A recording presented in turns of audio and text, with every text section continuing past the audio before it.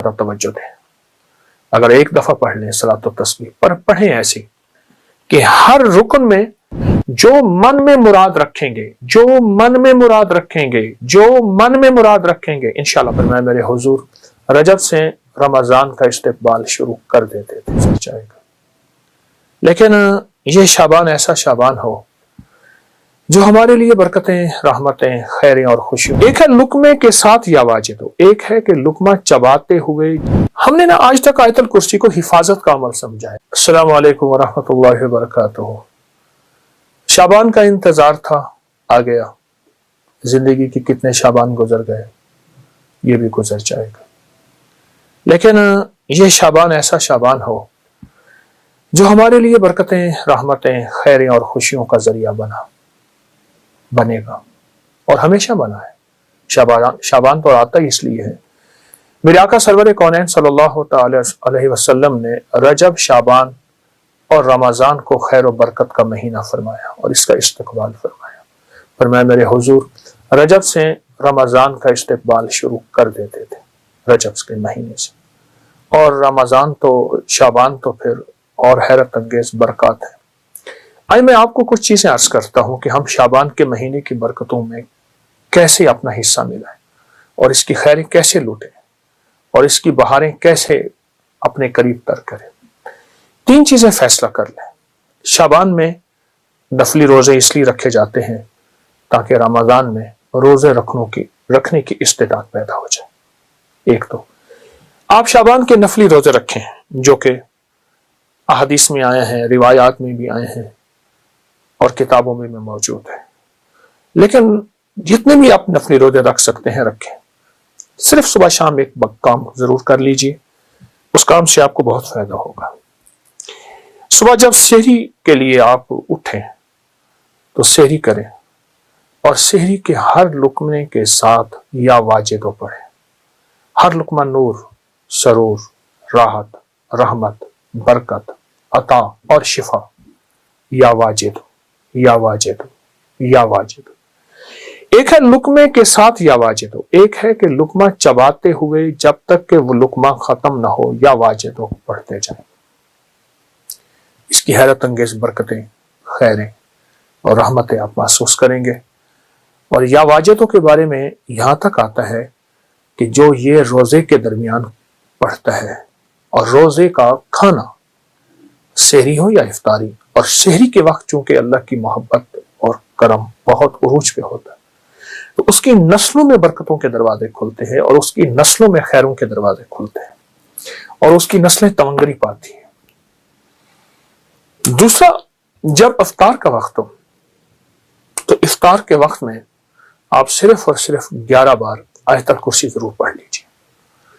ہم نے آج تک آیت الکرسی کو حفاظت کا عمل سمجھا ہے، میں اس کا انکار نہیں کر رہا. اصل یہ اسم اعظم ہے اور محدثین نے لکھا ہے کہ بعض فرماتے ہیں الحی القیوم اسم اعظم ہے، اللہ لا الہ الا هو الحی القیوم. اور بعض محدثین کی مشاہدات تجربات ہیں کہ آیت الکرسی کی آخری آیت وَهُوَ الْعَلِيُّ الْعَظِيمُ، العلیُّ العظیم، یہ اسم اعظم ہے. صرف 11 بار آیت الکرسی پڑھ لیجیے. جو مراد ہو، جو مشکل ہو، جو ناکامی ہو، حتیٰ کہ آپ کسی 11 مرادوں کا آپس میں تذکرہ کر لیں، تصور کر لیں، کوئی 11 مرادوں کا اللہ کے خزانوں سے منوا لیں، اس کو ذہن میں رکھ لیں. حتیٰ کہ یہاں تک کہ 11 نسلوں تک اس کی برکتیں چلتی ہیں، کیونکہ افطار کا وقت ویسے بھی قبولیت کا وقت ہے، محبوبیت کا وقت ہے، مقبولیت کا وقت ہے اور اس کی عطا اور شفقت کا وقت ہے. تو اس کی بہت برکتیں اور اس کی بہت خیریں چلتی ہیں. ایک تو یہ عمل آپ کی خدمت میں ہے. دوسرا، 15 شعبان جس کے بارے میں مستند روایات میں کہ فرمایا تقدیروں کے فیصلے ہوتے ہیں، زندگیوں کے فیصلے ہوتے ہیں، رزق کے فیصلے ہوتے ہیں، عطا کے فیصلے ہوتے ہیں. کس کے بارے میں اللہ کی صفت قابض کہ اس کا رزق چھین لو، اس کی روح چھین لو، قبض کر لو. اور کس کے بارے میں میرے رب کی صفت باسط، وسیع کر دو اور وسیع کر دو. اور اللہ کی صفت واسع، رزق وسیع کر دو، صحت وسیع کر دو، عزت کے تاج پہنا دو. تو 15 شعبان میں ایک مستند اور مسنون عمل ہے، وہ ہے صلاۃ و تسبیح کا. اس کو بہت زیادہ توجہ دیں. اگر ایک دفعہ پڑھ لیں صلاۃ و تسبیح، پر پڑھیں ایسی کہ ہر رکن میں آپ نے جو تیسرا کلمہ پڑھنا ہے سبحان اللہ، ایک ہے دیکھیے، ایک ہے سبحان اللہ الحمدللہ ولا الہ الا اللہ واللہ اکبر ولا حول ولا قوت الا باللہ العلی العظیم، ٹھیک ہے. ایک ہے ٹھہر ٹھہر کے، اور ایک ایک لفظ کو جذب کر کر کے، اور ایک ایک لفظ پہ اللہ کی محبت اور توجہ دے دے کر، اور ایک ایک لفظ پہ پورا دھیان جمع کر. سبحان اللہ الحمدللہ ولا الہ الا اللہ واللہ اکبر.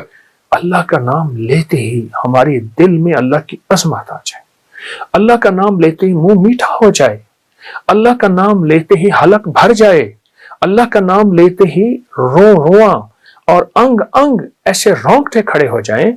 اس عظمت کے ساتھ ایک بار صلاۃ و تسبیح شب برات میں پڑھ کے دیکھیں، کیونکہ برات کے معنی ہے نجات، گناہوں سے نجات، آگ سے نجات، مصیبتوں سے نجات، مشکلوں سے نجات، ناکامیوں، قرضوں، بیماریوں، بندشوں، جادو، تکلیفوں سے نجات. اللہ اکبر. عجب عمل ہے. صلاۃ و تسبیح پڑھیں، مغرب کے بعد پڑھیں، عشاء کے بعد پڑھیں، فجر سے پہلے پڑھیں، رات کے کسی لمحے پڑھیں، پر تنہائیاں ہوں اور اللہ ہو. یا اللہ دنیا میں ایسی جگہ کوئی کہیں ہوتی، اکیلے بیٹھے رہتے، یاد تیری دل نشیں ہوتے. ایسا کوئی لمحہ اور ایسی کوئی ساتھ اور ایسی کوئی گھڑی اور ایسی کوئی کیفیت ہو، اور انشاءاللہ آپ جو حاجت مانگے، جو مشکل، جو پریشانی، جو الجھن اور جس ناکامی سے نجات مانگے، اللہ غیب سے عطا فرماتے ہیں. بہت طاقتور عمل ہے، بہت باکمال عمل ہے، اور بہت حیرت انگیز عمل ہے. امید ہے کہ آپ اس پہ توجہ کریں گے. اور پھر صرف یہ نہیں، پھر اس کے بعد دعا کو وقت دیں، دعا کو وقت دیں. میں لفظ دیکھیے، ہم ایک تو دعائیں پہلے مانگتے نہیں، پڑھتے ہیں. دعا پڑھنے کا عمل نہیں. میں دعا پڑھ رہا ہوں ربنا آتنا فی الدنیا حسنۃ وفی الآخرۃ حسنۃ، یہ پڑھ رہا ہوں. دیکھیے، سائل منگتا، جسے ہم بھکاری کہتے ہیں، چوراہوں پہ، سڑکوں پہ، گلیوں میں، اس کی نظریں منگتی، اس کا لباس منگتا، اس کے بول منگتے، اس کے ہاتھ منگتے، اس کے جذبے منگتے، اس کی چال منگتی، اس کی ڈھال منگتی، اس کا حال منگتا. آپ سوچیں. تو اس کے بعد پھر اللہ سے دعا مانگے، اور دعا کو وقت دیں، اور دعا کے لیے وقت نکالیں.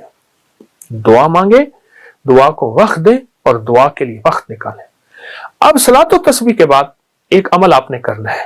11 بار ربنا آتنا فی الدنیا حسنۃ وفی الآخرۃ حسنۃ وقنا عذاب النار، 11 بار استغفر اللہ الذی لا الہ الا هو الحی القیوم واتوب الیہ، اور 11 بار آپ نے تیسرا کلمہ پڑھنا ہے سبحان اللہ والحمدللہ ولا الہ الا اللہ واللہ اکبر ولا حول ولا قوت الا باللہ العلی العظیم.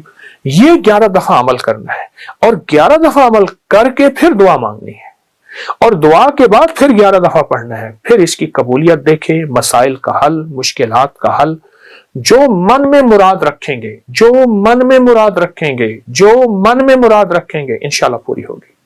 یہ بہت طاقتور عمل میں آپ کو شعبان کے مہینے کی عظمتوں اور برکتوں کے ساتھ دے رہا ہوں. ضرور کیجئے. حیرت انگیز برکت اور حیرت انگیز اس کی برکات اور کمالات، اور یہ میرا نہیں، صدیوں سے آزمودہ ہے، صدیوں سے آزمودہ ہے. خود بھی کرے اور اس کو پھیلائے بھی صحیح. اللہ قبول فرمائے، محبوب فرمائے، مقبول فرمائے.